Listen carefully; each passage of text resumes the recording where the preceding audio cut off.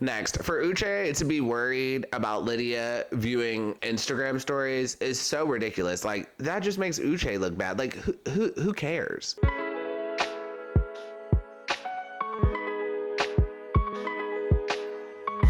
Hi everyone, my name is Dimitri and welcome back to DimitriTube. Love is Blind, episodes 5 through 7. Let's talk about it. As always, if you're enjoying my videos, please go ahead and pound that like button, pound that subscribe button, and ring that notification bell. I'm a growing YouTuber and the likes and subscribes really help me out. So for this video, I didn't really write a script. I'm just gonna kind of go off the cuff, and we'll see how this goes. Next, I'm reviewing Love is Blind and Bachelor in Paradise. So this video specifically, if you don't see a lot of graphics, I'm sorry y'all, it's a ton of video editing that I just do not have time for this weekend. And just a heads up, so I thought episodes 5 through 7 were very boring. Like, the drama was interesting, but the amount of time it took to get to the drama was just too much for me. And don't get me wrong, this show continues to deliver, but just this season just like feels slow to me, like not enough is happening. And that's all I got for the intro. Let's dive in, and I think we're gonna start with Uche. So Aaliyah completely leaves the experiment and Uche goes to one of the pods ready for a date, and over the loudspeaker he hears from production that Aaliyah has left the experiment. So very much as an audience we're left to believe that Aaliyah ghosted him. So production gives Aaliyah a phone call and asks if she's down to talk to Uche, and she accepts. So Aaliyah and Uche have a phone conversation. Aaliyah says she's still in love with him. She saw herself marrying him, but she felt smothered by everything Lydia was doing. And during this part, there's a lot of fluff here and they talk a lot, but it's not very important. But Aaliyah does say she wonders if Lydia saw Uche's application to Love is Blind on her computer. Like, she basically accuses Uche and Lydia of possibly colluding together so they could just be on the show. And then Uche says he's done, he wants to speak to her in person, and then that ends the interaction. And one thing I want to say about this that is just so fucking dumb is that everyone knew about these Love is Blind auditions. So I live in Washington, DC, and they were doing auditions here, and they were also doing auditions in Houston, like at the same time, and everyone knew about it. It was all over social media. Even I got ads on Instagram saying apply to be on the next season of Love is Blind. And even if Lydia did see Uche's application, like, so what? Just because you apply doesn't mean you're actually gonna get on the show. And for Uche and Lydia to collude together to both get on the show and then go from there, that is very much a stretch. And Aaliyah accusing him of all that, it's just like, girl, you just don't trust this man. So then fast forward to episode 7, Uche and Aaliyah meet in person, and Aaliyah's hair is really cute. And they have a conversation, and this conversation just felt so produced and like not even good producing. At one point, Aaliyah even plugged Netflix's other show, The Ultimatum. I'm like, well, damn, if y'all wanted to go on TV, y'all should have done The Ultimatum. Aaliyah tells Uche that she regrets her decision and that her heart is still with him. And this is where she fucked up, because she could have been telling him all this at a wonderful Mexican vacation, and I still stand behind that. The vacations they give them are very expensive. She should have taken it. Aaliyah also says that she got a lot more information from Lydia than she wanted, and it made her feel uncomfortable. And Uche responds, Aaliyah never gave him any doubts, any concerns, and she just ghosted. So then after that, the conversation very much goes off the rails, and it almost felt like Uche and Lydia were talking past each other. Like, I don't know if it was just poor editing or if their conversation truly went off the rails, but like, I'm gonna point a few more things out that they said, but it really didn't make sense and did not really have to do with the topic at hand.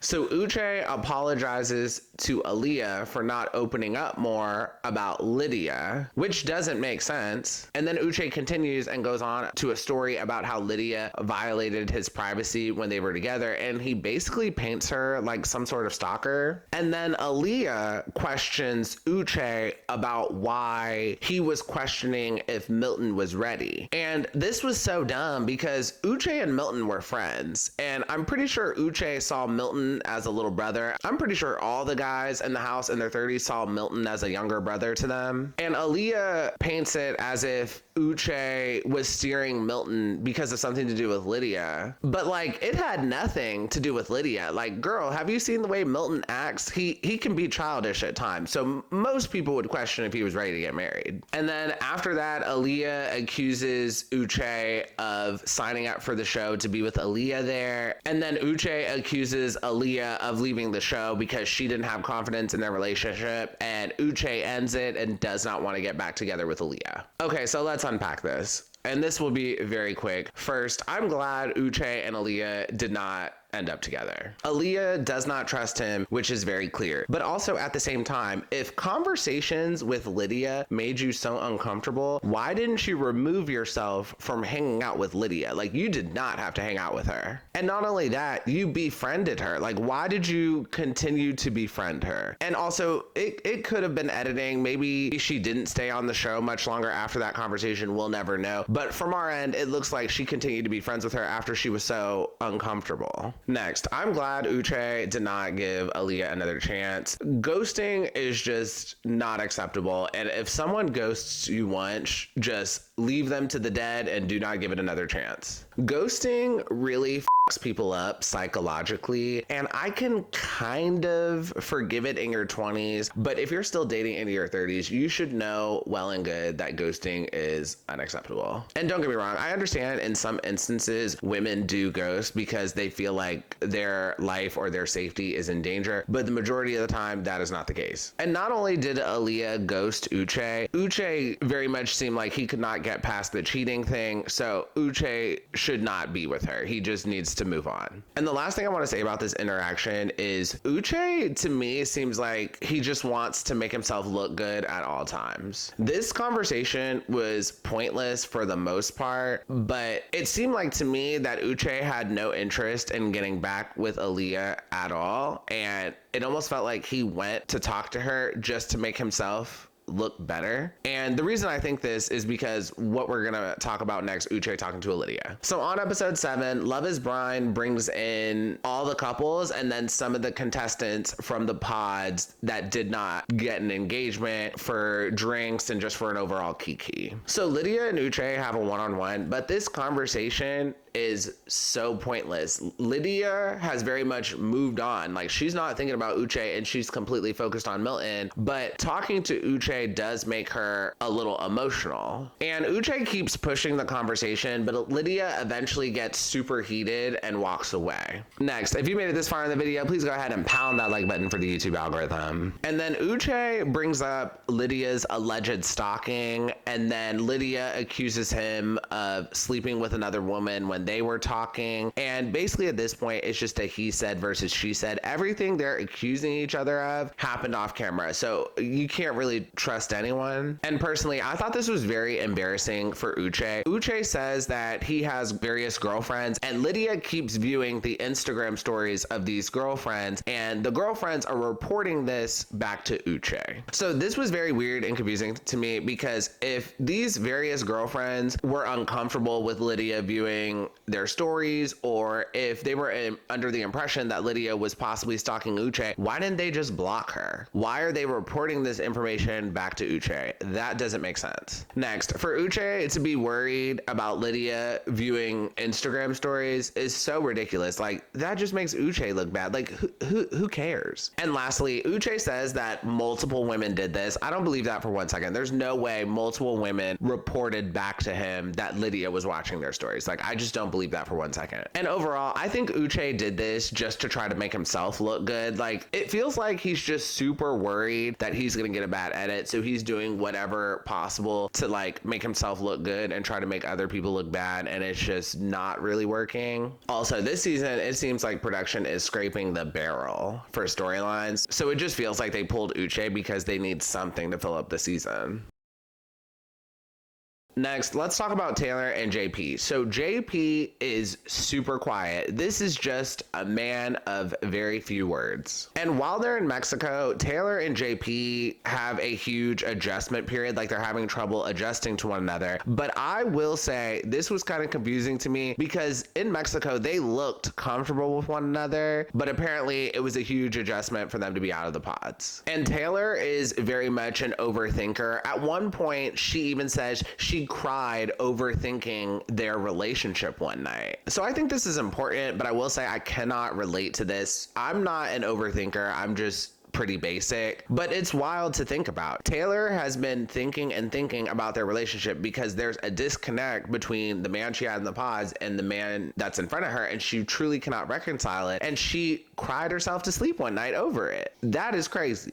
Later in the week, all of the couples in Mexico have a meetup, and Taylor opens up to Stacy. And we also find out that JP and Taylor have not smashed yet. So I just want to point out a few things in this conversation. So Taylor says her experience with JP in real life is not the same as it was in the pods. She also says JP likes her more than she likes him. And Taylor also takes the blame in their relationship not really working, but she doesn't explain why it's partly her fault. And just to reiterate that, she takes part of the blame, not all of the blame. And Taylor also mentions seeing the other couples and seeing how invested they are. It made her realize how not invested she is in her relationship. So later on, Taylor and JP get into an argument, and I'm just gonna give you the main points real quick. So JP tells Taylor, "You've had one foot out the door this whole time." And then Taylor responds and says, "It just feels awkward." So Taylor claps back at him and says, "This is the first time you've talked to me." And then JP accuses her of being fake and says she presented herself in the pods one way and then in real life a different way. And then he says during their first meetup, she was wearing a lot of makeup and had fake eyelashes, and he really does not like that. He likes her natural without any of that on, which is how she was when they were having this argument. And Taylor is clearly hurt. She took this very personally. And then this becomes more of an argument about makeup, and they end up separating for the night and not sleeping in the same suite. So then the next day they meet up again. Taylor says he's not the person that she met in the pods. She says she's done, and they end up breaking up. And they didn't even touch the fruit tray. Like, it was a really pretty fruit tray they had, and they left it untouched. And another sidebar I forgot to say in the last review, JP is a very bad kisser. Like, watching him kiss is like so cringy. Like, usually when couples kiss, I don't really watch it, but him kissing specifically was even more cringy because you could just see how bad of a kisser he is. So let's unpack this. Their relationship was fairly confusing, but I'm gonna try to take a stab in the dark. I think they just were not attracted to one another, or Taylor was just not attracted to him. First of all, Taylor is insecure, and JP is a man of very few words. This guy is super quiet, and he's just not a conversationalist. And JP being so quiet was pulling at Taylor's insecurities so bad. And JP at one point says, "You've had one foot out the door the whole time." So it's not very clear if Taylor just didn't give it a try or if JP is just too quiet. Like, as a viewer, I really cannot tell which one it is. And Taylor claps back and says, "This is the first time you've actually talked to me." And this is why I cannot tell really what's going on, because Taylor puts a lot of blame on him for not talking, but at the same time, didn't they just talk in the pods for days and days and days? And like, I get it, you do need to have some conversation outside of the pods, but in the pods, did y'all not exhaust a lot of conversation and find out a lot of things about each other and talk for hours and hours then? So it's just not clear to me if JP is just too quiet or if Taylor just needs more conversation from a man than what she's getting. Because in episode 4, she even expected there to be quiet when dealing with JP, but when they got out of the pod, she admits it's way more quiet than she thought it would be. And this is just something you have to decide for yourself when searching for a partner. Can you deal with a quiet partner? Can you deal with someone who just really just does not talk that much? And also, I hate to say this, but I just don't think JP is the brightest bulb in the tanning bed. And then on top of that, he's really quiet. So you have to decide if you can deal with that in a partner. So like for me, I think I could deal with someone who's super quiet. And also I don't need a ton of like conversation and a ton of intellectual conversation on top of that. Like, I can get that from a podcast. I don't necessarily need it from a partner, but to me, Taylor seems like the type where she needs a lot more of that in a partner and way more than what she's getting from JP. Next, JP is slightly a bad communicator, and to me, that was expected. A lot of people people are quiet because they like to stay quiet because they're worried about saying something dumb. And I do think that's partly how JP is. And when JP accused her of being fake and talked about her makeup and how he really doesn't like makeup on her, he presented it pretty insensitively. So Taylor takes this very personally, to which most women would, and I don't blame her. And she argues that he didn't know what she looked like before the pods. And I thought this argument was a little pointless because guys aren't dumb. Like, most guys can tell if a woman is wearing a lot of makeup or even some makeup. And he's being very honest with her, but it comes across as very harsh. And it's wild because JP is like, why can I not say that? And it's kind of true. How come Drake can say it, but JP can't say it?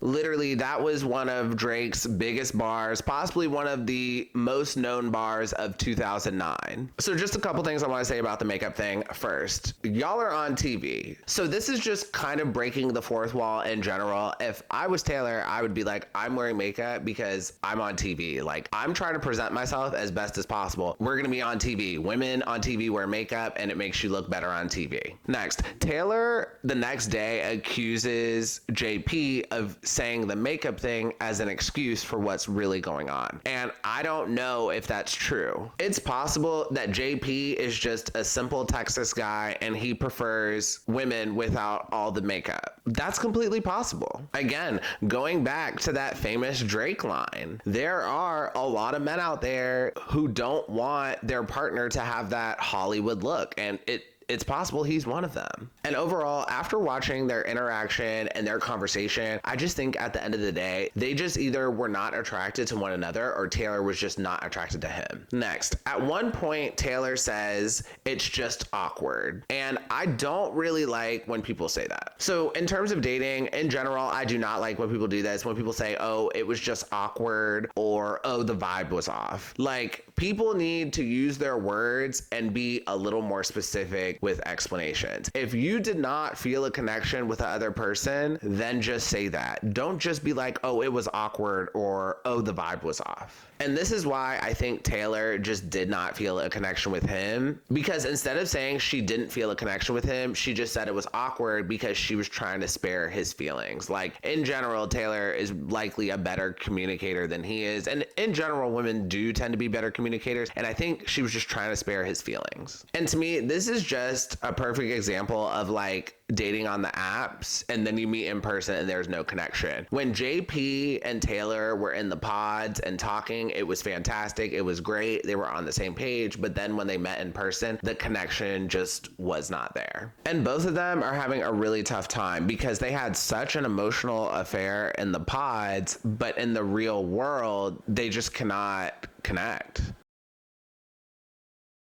Okay, now let's talk about Milton and Lydia, and this is going to be very quick. First, Milton and Lydia meet, and why does Milton have this big stain on his jacket? Did he not get this dry cleaned before he went on the show? And when Lydia and Milton met for the first time, I didn't see too much of a connection. I think they were just excited to get out of the pods. Also, Lydia wants to be loved so bad, and she's just so desperate at this point. And her attitude to me is very much, I'm gonna make this work. I'm gonna make this blossom. And another thing I do want to say about Milton, Milton is way more smooth outside of the pods, and outside of the pods, he's making more sense to me. Like, he's nerdy, but he's like a sociable and fun type of nerdy. And I was actually kind of shocked. I thought Milton was going to be way more like socially awkward or weird or something, but honestly, outside of the pods, he's like one of the coolest ones. And then Lydia sees Milton's apartment, Milton meets Lydia's family, and everything goes well. Lydia drags him a bit for having like a somewhat empty apartment, but just in general, guys don't need much. I actually came across a tweet that explains this very well, and this goes for Izzy too. If it weren't for women, all men would live like this till the end of time. And I wholeheartedly agree with that. When it comes to living situations, for most guys, especially young guys, like, they really do not need that much to be happy. And if you look at my apartment, I'm the same way. Like, it's not as bad as Milton or Izzy, but it's not too far. And that's all I got from Milton and Lydia. Other than the Lydia and Uche drama, like nothing happened with Milton and Lydia.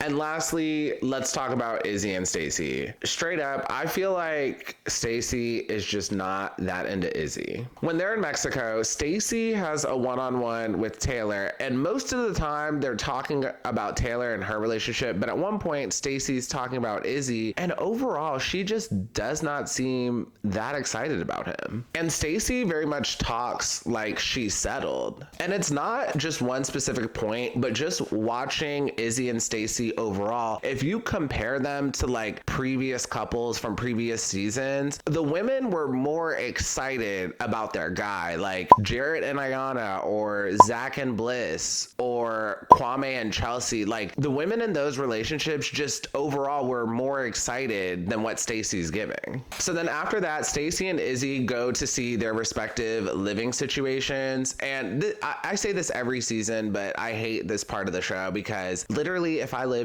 in pretty much any other city but New York, I could have a bigger place for either less money or about the same amount of money. And another sidebar, Stacy's style is very questionable. Like, what is this she's wearing? This ain't it. Anyways, so we find out that Stacy comes from money. She lives in a really nice like townhouse condo. She drives a Mercedes. And then when they were going through her house, you saw Louis Vuitton. There was a YSL purse on her counter. She had Chanel. Like, I'm pretty sure she comes from money. And Stacy says that she worked very hard for everything that she has. And at one point, she may have also said she didn't receive any help. I'm not sure if she said that though. So when Stacy says she worked hard, I'm not negating that. I believe her. I truly think she worked hard for what she has. But at the same time, when people say that, I take it with a grain of salt. Yes, she worked hard, but at the same time, I also think she had some help. Okay, I'm trying to think of a way to say this,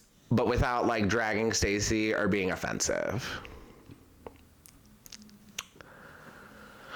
Okay, so me and Stacy are about the same age. She's 33, I believe. And don't get me wrong, there are people who are 33 who are just straight up killing it. There are some people out there who are in their early 30s who have a nice house, who have a luxury car, who are able to afford luxury items, can go to nice dinners, and can travel, but that is very rare. This is just how I think about it in my head. That tends to be the exception, not the rule. And when I encounter people like Stacy in my head, I think either they are drowning in debt or they got help from DADDY.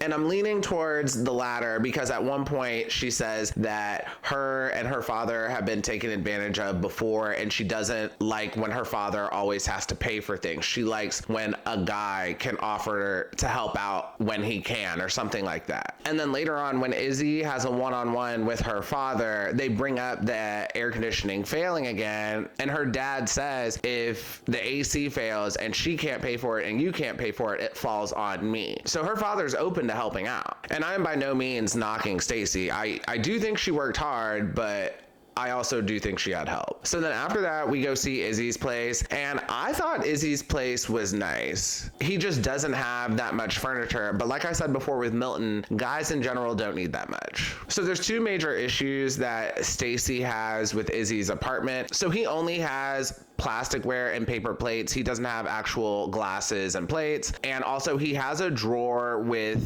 things from previous hookups like earrings, scrunchies, etc. And not only does he have a drawer of things from previous flings, he had an opportunity to throw it away like the day before and he didn't. He wanted Stacy to see it, and because she saw it and he had an opportunity to throw it away, she feels like he's a little bit of a boy. So a couple things I want to say about this. First, I don't think Izzy is the brightest guy. Like, overall, he's a nice guy. I mean, we later find out he's evil, but that's a whole other thing. But overall, he's a nice guy. He's just not the brightest. Because the thing about plastic cups and paper plates is that if you buy them enough, at a certain point, you could have bought actual plates and actual cups. So Stacy judges him for having plastic cups and paper plates, and the argument almost turns into like a class argument. And this is just my opinion. I do think Stacy made it more of a big deal than it actually was. Like, I'm the type, I pick and choose my battles, and this is a battle I just would not have chosen. But I will say, it just made Izzy look lazy. And then after that, Izzy and Stacy start arguing over the drawer he has with things from exes that Izzy did have an opportunity to throw away. Izzy felt like the drawer was a joke, but then Stacy felt like it was disrespectful. He could have easily thrown that away so she didn't have to see it. Stacy starts getting boy vibes from Izzy, and she asks, wouldn't you want to present yourself in the best way when someone comes and sees your apartment? And then Izzy argues he wants to be himself and not hide anything. To me, this is ultimately an argument about being yourself versus presenting your best self. I'm on team Stacy for this one. If you have somebody coming over to your apartment, especially your fiance, you want to present yourself as best as possible, and keeping things from exes that you could have easily thrown away, I would have gotten mad too. And then when it comes to Izzy, I understand his argument that he's being himself and he didn't want to hide anything, but to Stacy, it comes off as like an unwillingness to change. And what he's showing her is just who he is. And during this part, I will say it was a little over dramatic. Like, they had that Kardashian style of editing during this argument, and I do think Netflix made it more than what it actually is. So then later on, Izzy and Stacy meet Stacy's parents, and I think this is where Stacy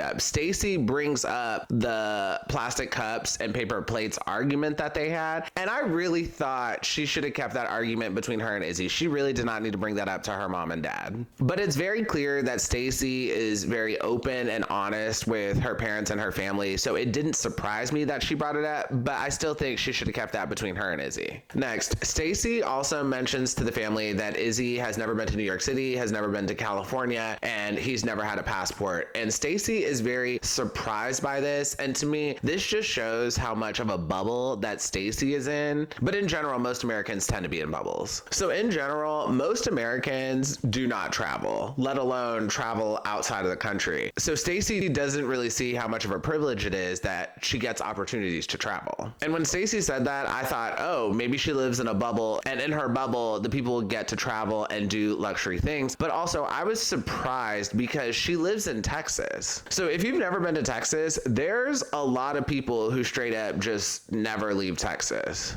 And I know there's a lot of people in Texas who do not get opportunities to travel. So the fact that she's surprised that Izzy has never been to places more so shows how much of a bubble she's in. And sidebar, just so you know, in the future, there's going to be way less Americans traveling because the cost to travel within the United States has gotten so ridiculous. So there's going to start being more people who really haven't gone to see New York or California. And I'm also just like Izzy. I went to California for the first time earlier this summer. So team Izzy here. And then later on, Izzy has a one-on-one with Stacy's dad, and it's clear Stacy's dad has money. The car he's sitting on is very expensive. I thought it was a Porsche, but I think it's something else. And then you see a little bit of her dad's pool, and the pool is super nice from the little bit we saw. They definitely have money. And Stacy's dad rats her out. Stacy's dad says she likes luxury, she likes first class, she likes nice things. Like, Stacy's dad is giving Izzy the heads up. And Stacy's dad tells Izzy, yeah, love isn't gonna pay for these first class fights.